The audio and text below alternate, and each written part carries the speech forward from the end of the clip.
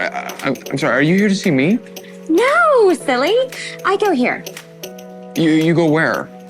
Harvard. Law school. You got into Harvard Law? What, like it's hard? Hi everyone, we have just heard the iconic audio from the first Legally Blonde movies. That bit really shapes our pop culture, and back then and even now, when we talk about girl power, that clip always resonates. It always gets played. It gets made into a meme even. And speaking of girl power, and I'm sitting with someone who creates such defining moment. Actually, I am now sitting with none other than Claudia Salomon, the first female president of ICC International Court of Arbitration in the past century. She also happens to be, as many of you will know, an alumna of Harvard Law School. Hi, Claudia. Welcome.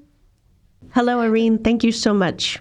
So good to see you back in Singapore. You're having a very busy week with our ICC APEC conference coming up and business engagements lined up. So I would like to start by asking you, are you with Elle Woods on this one? It's hard to get into Harvard? I do think it was hard to get into Harvard.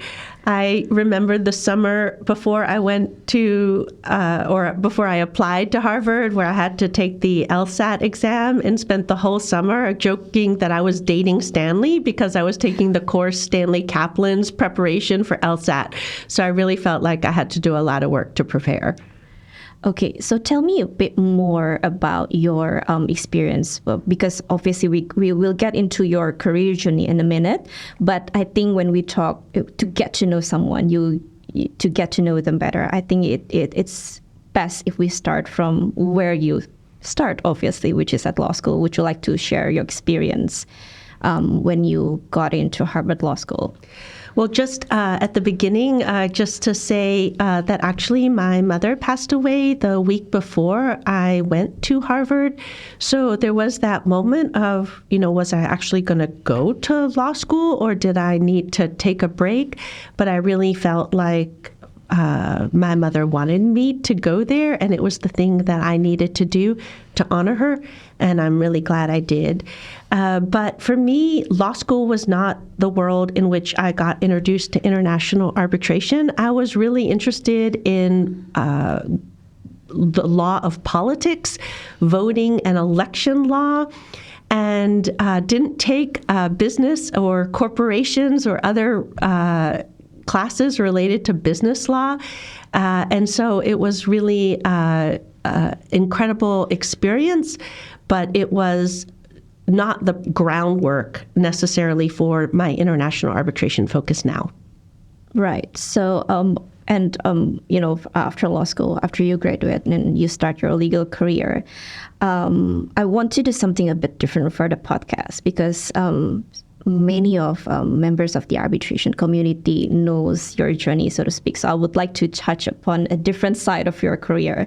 So when Maxwell Chambers, Karen Tan of Maxwell Chambers actually approached me with, why don't you do a podcast? Irene said, I would love to. I jumped on it. I haven't done a podcast in a while. And then after I said yes, then that moment hit. No, I really have to do it. But then what's next? So I thought long and hard about it. And I had that light bulb moment in my head when I just, why not business acumen as lawyers or dispute resolution practitioners? So I won, that choice actually came about because I wanted to resonate and I wanted to be relatable and hopefully empowering to some of our audience. So Claudia, I think everyone will agree that when we were law students, when you were a law student, not even when we kickstart our careers, nobody ever teaches us about what business acumen is or what to do about it. How to find it and use it in practice. So what was that very first light bulb moment for you when you realized the importance of business acumen? And from that moment on, how did you start cultivating it? So I think my interest in business acumen can be linked to my interest in business. And as I just explained, I wasn't originally interested in that, but I had this moment when I moved to Arizona, which was I could continue doing what I was doing or make a shift. And I had a realization that I wanted to be in a field where people valued what I knew rather than who I knew. And that was why I found business to be more interesting in a lot of ways than politics.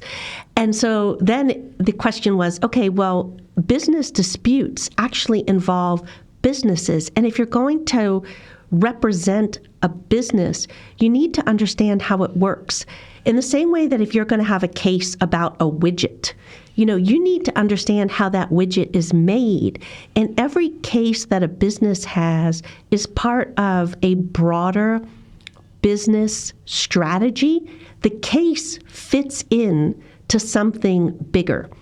And so if you're really going to be valuable to a client and you're really going to be able to develop a strategy that meets the client's needs, you need to understand how this case fits into the strategy. I was really fortunate to work with a partner in Phoenix, Arizona, who operated in that way, and he was a core mentor for me in that regard. Okay, that's very interesting. Widgets. I didn't realize that that's interesting. So I would touch on that later when I ask you something more about your current role as a president, vis-a-vis, of course, understanding the business. So I'm very much a creative soul, and I find it tremendously helpful for my career so far. So before I joined ICC, doing a BD-centric role, I was with different institutions, and I did case management as well as institutional projects. And I think creativity from advocacy point of view or from business point of view is crucial. So could you share to our listeners of when you were still in private practice and started to do more and more client relationship work and BD work, what inspired your creativity in doing something that sets you and the law firms you were with apart from others in the industry? Well, in my generation in the United States, one of the classic ways in which people typically did business development was on the golf course. And I didn't play golf. So then the question was, well, can you be successful rainmaker? Can you actually bring in business if you don't play golf? And the answer was absolutely yes. And so we didn't need to find just another sport activity. What was essential is to find something that was true to who I was, that enabled me to connect with potential clients and the clients themselves. And so I began to develop my own approaches. If I read a book that I thought was going to resonate with someone I know or I had met, I would send it. If I saw somebody wearing an interesting brooch, and then we wound up having a conversation about pins, I remember sending that person a copy of Madeleine Albright's book, Read My Pins, because she used brooches as an element of her diplomacy. But so I wound up trying to do something that was true to me, that would also be true to the person. And at the end of the day, business development is about connection. It's about a human relationship. It's about building a sense of trust. And so that's really what I focused on. Okay, and now we're slowly transitioning into your current role as president of ICC Court. What surprises you the most in terms of your business acumen and strategic approach, and if they change at all from your private practice days? And I think what would be very interesting to know is, how do you leverage your business knowledge and acumen these days in your present role? Well, what I had to do was think about and take my own experiences, which was about building a relationship with clients and how we wound up having to try to win work when we were building up an international arbitration practice, first when I was at DLA Piper and then subsequently at Latham. What I learned when I was in private practice was, if we were going to try to compete on, let's say, who had the longest credential statement. We would never win the work because other law firms had much longer credential statements. So we needed to figure out what was our special strength, what was our unique selling point, and make sure we were communicating that. So at a firm like DLA Piper, it might have been the global strength and how we were able to have three legs of a stool, which would be legal understanding, local knowledge, and political understanding. Those were the three legs that we would tout there, and that was really important. At a firm like Latham, if we were pitching work, it might be something like we have a different three legs, which would be depth of legal understanding, understanding of, let's say, funds and private equity, and a strong M&A background for a case that had those three elements. And so we would beat out firms that were higher ranked in arbitration or longer standing in arbitration because we were bringing something different to the table. And so that has shaped everything I think about with regard to how we communicate the value proposition of ICC. What is ICC? Not just the ICC Court, but what is ICC? It is a 100-year-old business organization, the International Chamber of Commerce. Our tagline is, we are the voice of business. What else is ICC? We have a very special mission, which is to promote peace and prosperity through cross-border trade. That means that our mission is bigger than just being an arbitral institution. So for me, that has shaped the way I want people to think about what is unique about ICC, that we understand business, that we have a broader purpose. And that has shaped, for example, why at conferences I've sought to do fireside chats with business leaders all around the world to bring an understanding of business trends and business issues into the conversation around arbitration. Because if we don't understand business, we certainly aren't going to understand disputes. But there's no better way to communicate that ICC is the voice of global business than having CEOs at our arbitration conference. So it's ways of thinking about how are we unique, what are our key strengths, and then finding ways in which we can communicate that.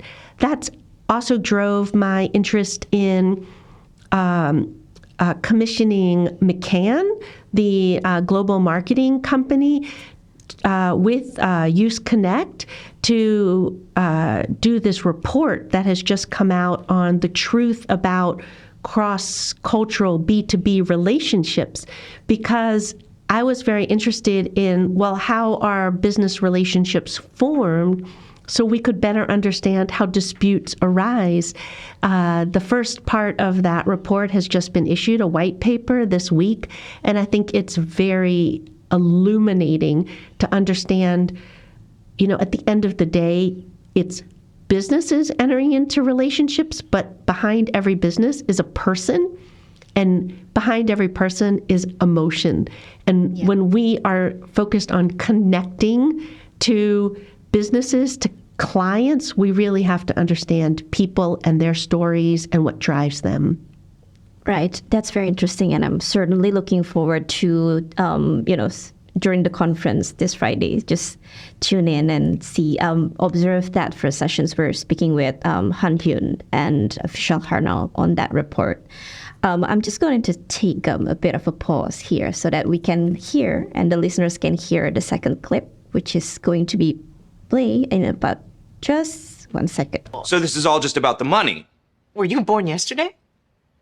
The clients are looking for money. We're looking for money. The insurance company's looking to keep money.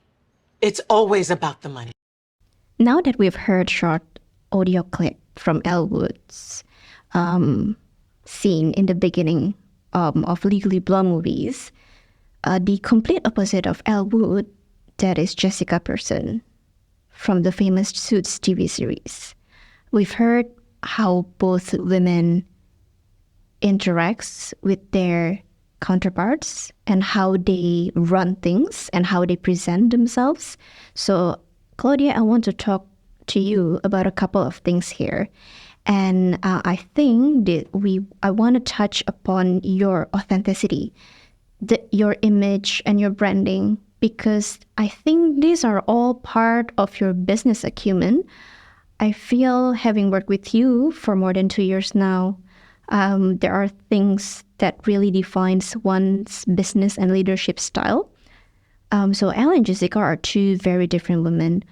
One thing that strikes me the most about them is how they are confident in their styles. And I don't mean that in fashion sense, although I'm more of a Jessica girl myself, but also the way they craft their arguments as lawyers, the way they command the room and approach, and most importantly, I think they have this one thing that is only associated to them and only them. If you watch Elwood's Harvard video where she pitches why she's a good candidate for Harvard Law School, and I encourage our listeners to actually check out that clip. Deep down, I think she knows she's different. She knows that people don't take her seriously, but still she is very unapologetic about it. She is true to herself. While it was done in the context of law school application, of course, she is essentially pitching a value proposition. So to me, Elle thrives on being herself, and she seems to have this happy-go-lucky attitude.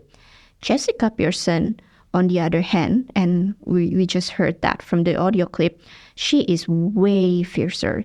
She is more intimidating, to say the least, and she is always on the money. She is laser focused on bringing in the money, profits, bringing in the work, keep your client happy, keep the business running. So with her, I would go as far as to say that she has this quote-unquote killer instinct. And she's the complete opposite of Elle. Of course, she seems to thrive on being in charge, and she's all about business. Now, having said that, Claudia, of course, everyone highly regards you as a lawyer and as an arbitrator, and now, of course, as president of ICC Court. But from business point of view, and as someone who champions business, when you step into business world and engage with business community, how do you come about your business and leadership style? And this, of course, comes back to my points on authenticity and image and branding points.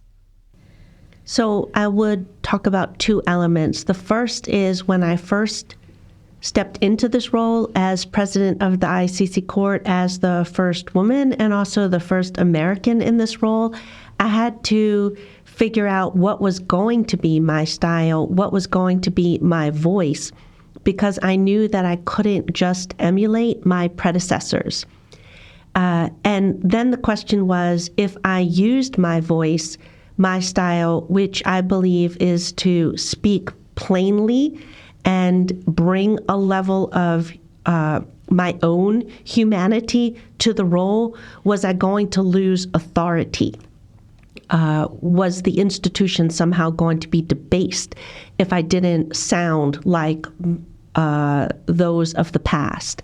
And what I believe has happened is by communicating a level of authenticity and speaking openly or plainly, I have been able to communicate effectively and build those human connections. So I think that's really important. And if you look at, why was Elwood's successful in Legally Blonde, is that she realized that she actually had certain powers because she could see things based on her own experiences. And so that's what a level of authenticity is realizing that you have a lot of different experiences and you bring those to bear when you're actually doing your work as a lawyer too. And for the second piece is making sure that for me, as I'm connecting with business leaders and in-house counsel all over the world, at core, it's a level of curiosity to understand, what is happening beyond the headlines, what is happening beyond geopolitics that is shaping business strategy and shaping people's lives. And with a few really open questions, then you can learn so much. And that is what is so exciting and what makes this a job of a lifetime. And when we have a look back into that authenticity point, I always think that ever since I interacted with you after I joined ICC, it's to me like I can reach out to Claudia. I wouldn't say 24/7. Claudia is still human after all. She does need her time off. But I always feel, I think a part of your authenticity is you're always open. And it's like everyone can talk to you because there will be people who might be shy to approach you because who you are. Oh, she's the president of ICC court. But I've never seen that or experienced that with you.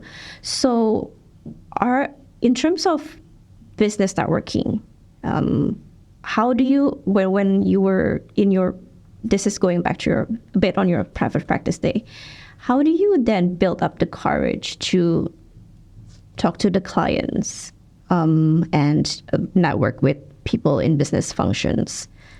Well, I appreciate the comment, and I'll take it as a compliment. And going back to my days in Phoenix, Arizona, the partner I worked for really had that ability. And the same when I worked with certain people at Latham and Watkins, they talked to everyone. And most significantly, they recognized that some of the best ideas from their team were going to come from their secretaries or come from the junior lawyers. The best ideas were not going to come top down.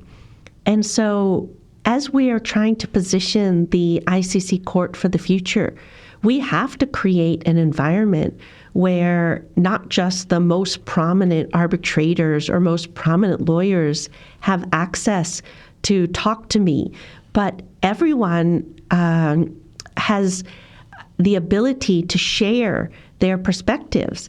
And I was just touting you actually earlier today as one of the highlights of my first term was going with you to Indonesia 2 years ago. And you had the courage to approach me when I arrived to say that, it was the 4th annual Indonesia Arbitration Day and that we needed to confront the fear around the number 4. And I just loved that. I loved that you felt comfortable doing that you were able to share something really important culturally with me, and that also I had the opportunity to try to connect with the audience in Indonesia with that specific issue.